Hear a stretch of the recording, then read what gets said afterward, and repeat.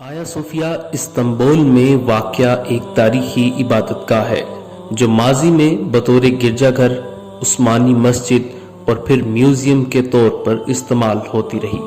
رومی شہنشاہ اول کے عہد میں 537 عیسوی میں اس کی تعمیر ہوئی۔ اس وقت یہ دنیا کی سب سے زیادہ جگہ رکھنے والی اور پہلی مکمل محراب دار چھت رکھنے والی جائے عبادت تھی۔ اسے بازنطینی فن تعمیر کا نچوڑ سمجھا جاتا ہے۔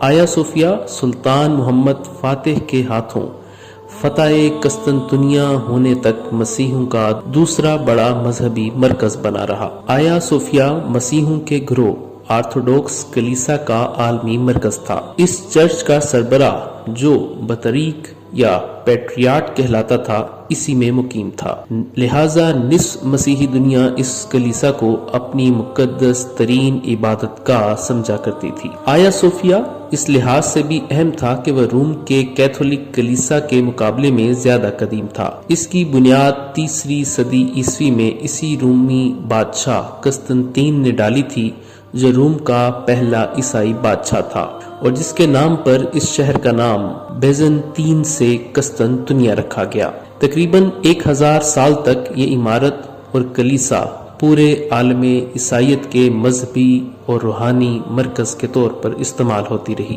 مسیحیوں کا عقیدہ بن چکا تھا کہ یہ کلیسا کبھی ان کے قبضے سے نہیں نکلے گا۔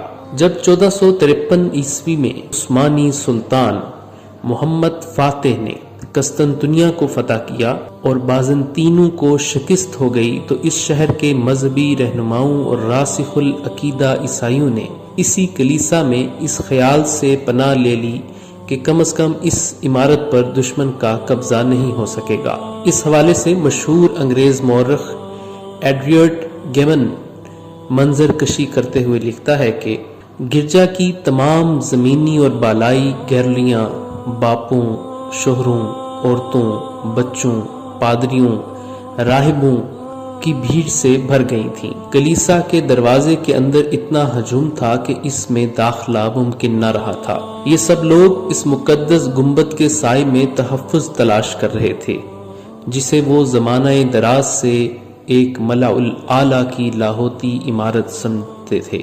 یہ سب ایک افتراء پر دراز الہام کی وجہ سے تھا جس میں یہ جھوٹی بشارتیں تھیں کہ جب ترک دشمن اس ستون کے قریب پہنچ جائیں گے تو آسمان سے ایک فرشتہ ہاتھ میں تلوار لیے نازل ہوگا اور اس آسمانی ہتھیار کے ذریعے سلطنت ایک ایسے غریب آدمی کے حوالے کر دی جائے گی جو اس وقت ستون کے پاس بیٹھا ہوگا۔ لیکن ترک عثمانی فوج نے اس ستون سے بھی آگے بڑھ کر صوفیہ کلیسا کے دروازے تک پہنچ گئے۔ نہ کوئی فرشتہ آسمان سے نازل ہوا اور نہ رومیوں کی شکست فتح میں تبدیل ہوئی۔ کلیسا میں جمع عیسائیوں کا ہجوم آخر وقت تک کسی غیبی امداد کا منتظر رہا۔ بالآخر سلطان محمد فاتح اندر داخل ہوئے اور سب کے جان، مال اور مذہبی آزادی کی ضمانت دی۔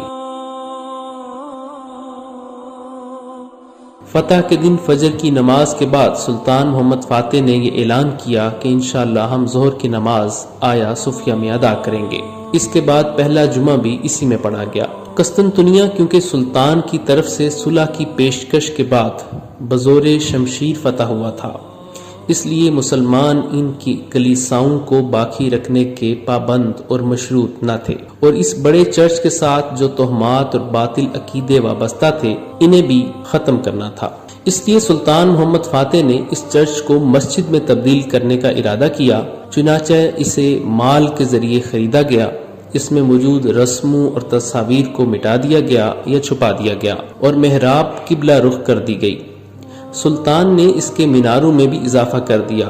اس کے بعد یہ مسجد جامعہ آیا صوفیہ کے نام سے مشہور ہو گئی اور سلطنت عثمانیہ کے خاتمے تک تقریباً 500 سال تک 5 وقتہ نماز ہوتی رہی۔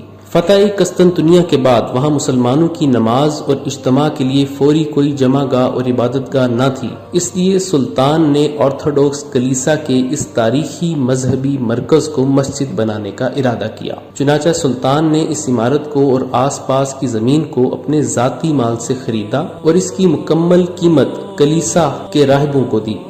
علاوہ ازیں سلطان نے اس مصرف کے لیے مسلمانوں کے بیت المال سے بھی قیمت نہیں لی، بلکہ طے کردہ پوری قیمت اپنی جیب سے ادا کی اور اس عمارت اور زمین کو مسلمانوں کے لیے وقف کر دیا۔ خرید و فروخت کے دستاویزات آج بھی ترکی کے دارالحکومت انقرہ میں موجود ہیں۔ آیا صوفیہ کے سامنے خوبصورت چمن ہے، اس کے بعد اس کا مرکزی دروازہ ہے۔ دروازے کے دونوں طرف وہ پتھر نصب ہیں جہاں پہرے دار کھڑے ہوتے تھے۔ اندر وسیع و عریض ہال ہے جو مربع شکل کا ہے۔ پوری عمارت میں 170 ستون ہیں۔ چاروں کونوں پر مسلمانوں نے 6 ڈھالوں پر اللہ، محمد، ابو بکر، عمر، عثمان، علی نہایت خوش خط لکھ کر لگایا ہوا ہے۔ اوپر چھت کی طرف بڑے بڑے خوبصورت روشن دان بنے ہوئے ہیں۔ عمارت میں سنگ مرمر استعمال کیا گیا ہے۔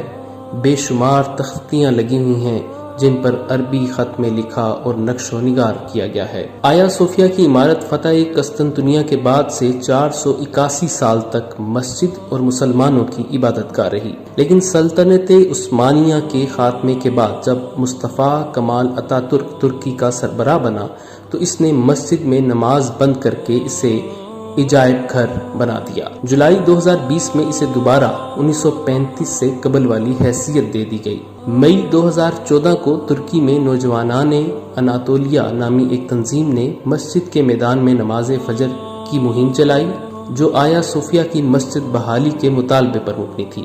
اس تنظیم کا کہنا تھا کہ انہوں نے 1.5 کروڑ لوگوں کے تائیدی دستخطوں کو جمع کیا ہے۔ جولائی 2020 کو ترکی کی عدالت عظمیٰ نے آیا صوفیہ کو مسجد میں تبدیل کرنے کی قرارداد کو منظور کر دیا اور عجائب گھر کی حیثیت منسوخ کر کے سرکاری طور پر اسے مسجد بنانے کا فیصلہ کر دیا۔ بعد ازاں ترکی کے صدر رجب طیب اردگان نے آیا صوفیہ کی مسجد بحالی کے فیصلے پر دستخط کر دیے اور اب آیا صوفیہ ایک بار پھر مسجد بن چکی ہے اور اس میں اللہ کی توحید اور بڑائی کا اعلان ہو رہا ہے۔